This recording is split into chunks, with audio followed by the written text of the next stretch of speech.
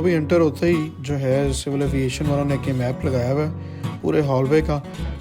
ये बड़ा इंटरेक्टिव किस्म का, अगर आप पहली दफ़ा वहाँ जा रहे हैं, छोटा सा हॉल है लेकिन इससे काफ़ी आपको इन्फॉर्मेशन मिल जाती है।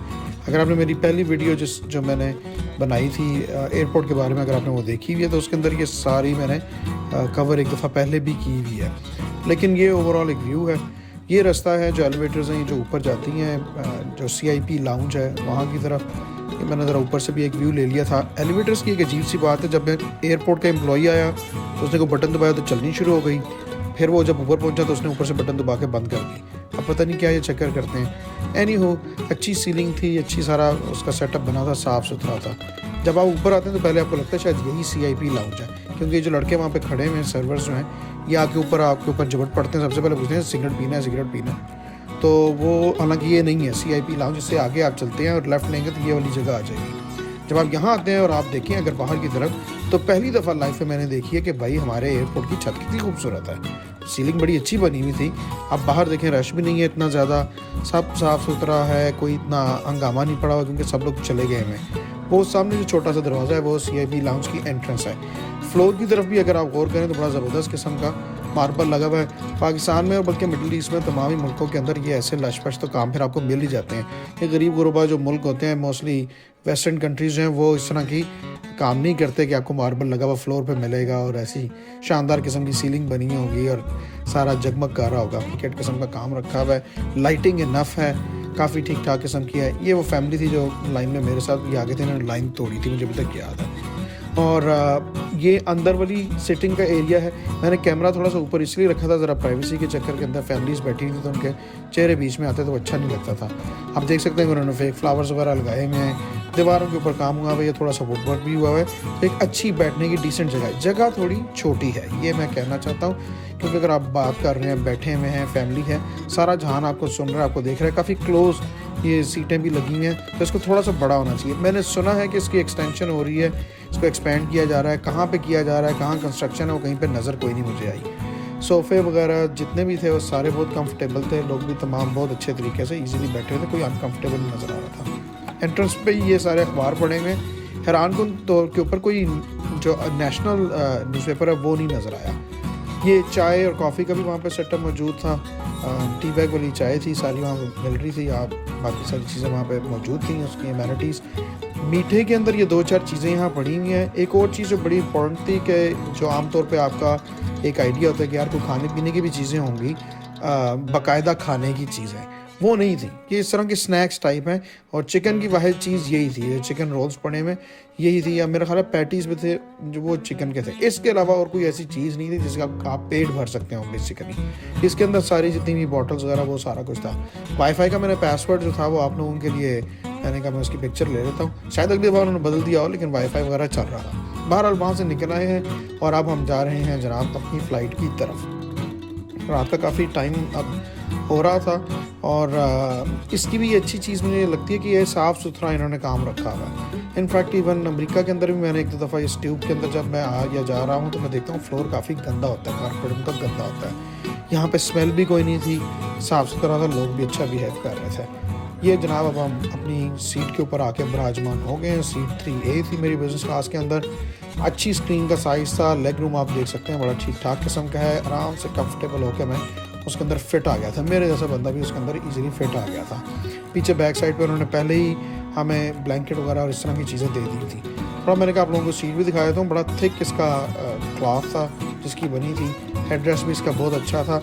ये जो पिलो था, मेरा ख्याल है पिलो का कवर जो है वो लाइट कलर का होना चाहिए ताकि आपको पता लग जाए जब वो गंदा हो। डार्क कलर के अंदर पता नहीं लगता। मेरा ख्याल है उन्होंने भी डार्क कलर में इसीलिए रखा हुआ कि इसका गंदा होने का पता ही ना लगे।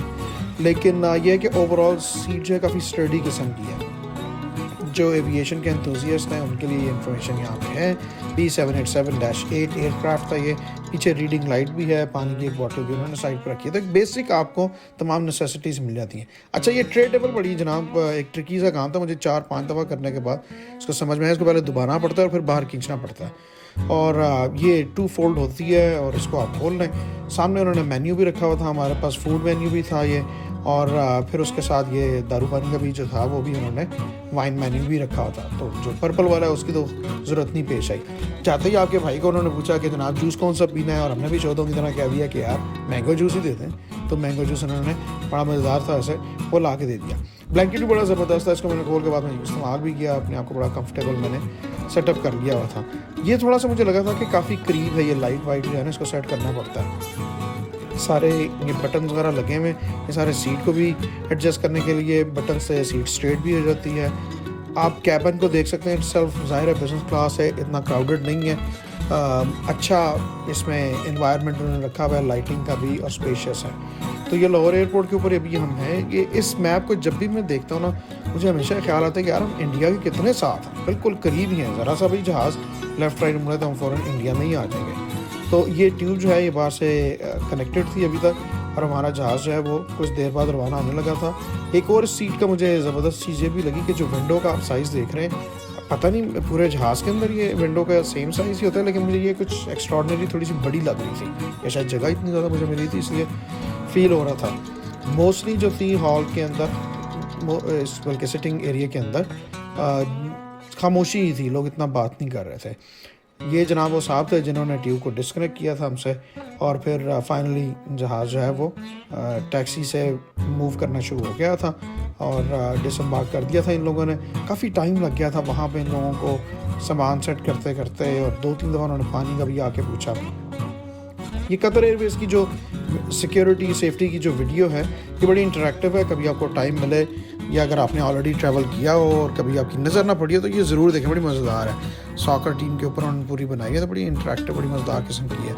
یہ ایئر مولنڈو تھی میرا خیال ہے, ملیشین ایئر لائن ہے کوئی, ان کا جہاز آیا ہوا تھا وہاں پہ. کافی رش لگا ہوا تھا اس کے پاس, کافی ایکٹیویٹی ہو رہی تھی. میرا خیال ہے کہ یہ فلائٹ جو تھی یہ ابھی آئی تھی, کیونکہ ان کا بھی سامان جو ہے نا وہ آف لوڈ ہونا تھا, اور یہ سارے لوگ ابھی ایک دم ہی آ کے وہاں پہ اکٹھے ہو گئے تھے.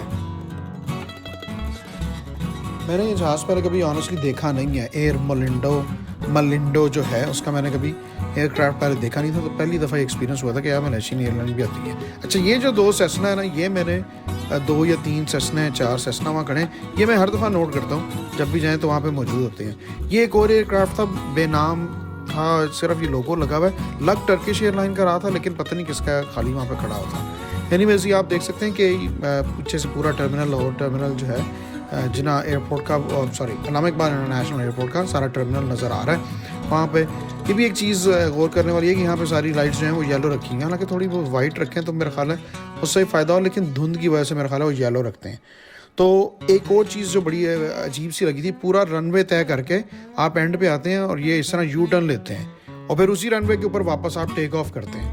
تو میرا خیال ہے ایک آدھ اور رن وے ایڈ کرنے کی بہت ضرورت ہے, اگر یہاں پہ انٹرنیشنل ٹریولنگ کو زیادہ آپ نے بڑھانا ہے, ایکٹیویٹی ایسے ٹورزم کی آپ نے بڑھانی ہے, تو پھر یہ کام اس طرح کا کرنا پڑے گا, ورنہ ایک ہی رن وے کے اوپر اس طرح ہی آگے پیچھے آئے جائیں گے تو ایئر کرافٹ تو سارے رک جائیں گے. Any ways it was time to لیو, اور عسکری 10 والوں کو بھی ہم نے یہاں سے خداحافظ کہہ دیا تھا. یہ پیچھے جو لائٹیں آپ کو نظر آ رہی ہیں ان کی ہیں. یہاں سے ہم نے ٹیک آف کر دیا ہے جناب لاہور ایئرپورٹ سے. لاہور آپ دیکھ سکتے ہیں کیسا خوبصورت یہاں سے ویو نظر آتا ہے. اس کی ایک وجہ یہ بھی ہے کہ کوئی ٹی بابا نہیں ہو رہا, کوئی ہارن کی آواز نہیں آ رہی, کوئی آپ کو چنچی والا کٹ نہیں مار رہا, کوئی ایسا نہیں ہو رہا, آپ سکون سے دیکھ رہے ہیں. یہ کچھ میپ کے اوپر اگر یہ پتہ لگ جائے نا کہ آپ گزر کہاں سے رہے ہیں, تو یہ بھی بڑی مزیدار ایک فیسنیٹنگ بات ہوتی ہے کہ وہ پتہ ہو یار کہ میں لاہور کے اپنے شہر کے اس حصے سے گزر ہوں. کچھ یہ کہ جو لوگ وہاں رہتے ہوں گے ان کو تو اچھی طرح صحیح طرح پتہ ہوگا. ہم بھی یہاں پہ اپنے ہوم ٹاؤن سے جب ٹیک آف کرتے ہیں تو ہمیں تھوڑا سا اندازہ ہوتا ہے کہ کہاں سے فلائٹ جا رہی ہے. اچھا جی, یہ میں نے اسپیشلی یہ ویڈیو لی ہے, یہ جو بندہ فضول ترین آدمی ہے, گرین لائٹ ابھی آ کے لگی ہے, یہ جہاز کے اوپر لائٹیں مار رہا ہے. اب یہ ایسے نہیں لگ رہا تھا مجھے کہ کوئی بندے نے اتفاق لگی ہے. دیکھیں 2-3 دفعہ جو ہے نا ڈائریکٹ اس کے اوپر آ کے لگی ہے, اور اس کا منہ اوپر کی طرف ہی ہے. اب کسی بھی اور دنیا کے ملک کے اندر ہوگا نا, آئی ایم شیور کہ بندہ رپورٹ ہو جائے گا اور اس کو اریسٹ کر لینا چاہیے. اس کے اندر جاہل ترین آدمی ہے کہ یار اس سے کتنا بڑا مسئلہ بن سکتا ہے. Any who moving on. یہ کیبن کے میں اینڈ کے اوپر آ گیا ہوں, اور میں نے کہا یہاں سے سارا ویو جو ہے وہ کیپچر کرتے ہیں. انٹرنس کے اوپر یہ فیک انہوں نے گلاب رکھے ہیں وہاں پہ, لیکن ایک اچھی ایک آپ کو فیل دینے کے لیے کہ یار آپ ایک اچھی ایٹماسفیئر میں آ کے انٹر ہو رہے ہیں, وہاں بیٹھ رہے ہیں. ایزی واک ان اسپیس ہے. لائٹنگ انہوں نے تھوڑی سی مدھم کر دی ہوئی تھی, آپ کھڑے ہو سکتے ہیں. You can stretch out, walk around, couple of steps you can take. کہ جو لمبی فلائٹس کے لیے ان کے لیے شاید یہ بہت فائدہ مند ہوتا ہوگا. اندر بھی آپ دیکھیں کہ نہ پچ ڈارک ہے نہ بہت زیادہ برائٹ ہے, تاکہ آپ ایزیلی جو ہے نا وہ ادھر ادھر منوور کر سکیں. ایک پوری سیٹ جو پریپیئر وہ کر کے رکھتے ہیں وہ اس کا ایک تھوڑا کوئک ویو تھا, کیونکہ کافی ساری سیٹس خالی بھی تھیں. اندر ایک قطر ویز کا میٹل کا بڑا زبردست لوگو بھی تھا. یہ جناب ہمارا مینیو تھا فوڈ کا. کافی ساری اس میں چیزیں تھیں. میں نے تو چکن ٹکا مسالہ منگوا لیا تھا, ایک ساتھی سے میں نے رکھی تھی کہ یار وہ آ جائے گا. اور ڈیزرٹ میں میں نے وہ چاکلیٹ والی جو تھی نا, وہ ڈارک چاکلیٹ والی, وہ میں نے پڈنگ ٹائپ تھی وہ منگوائی تھی. تو ساتھ باقی یہ کوئی اتنا زبردست قسم کی چیزیں تو نہیں تھیں, کیونکہ ظاہر ہے فرسٹ کلاس نہیں تھی, یہ بزنس کلاس تھی. تو ایک اچھا گڈ مینیو تھا. ظاہر ہے اکانومی کلاس والا نہیں تھا, اس سے تو بہتر تھا. لیکن یہ نہیں ہے کہ آپ جو مانگیں تو وہ آپ کو مل جائے اور اس طرح زبردست قسم کی چیزیں جائیں.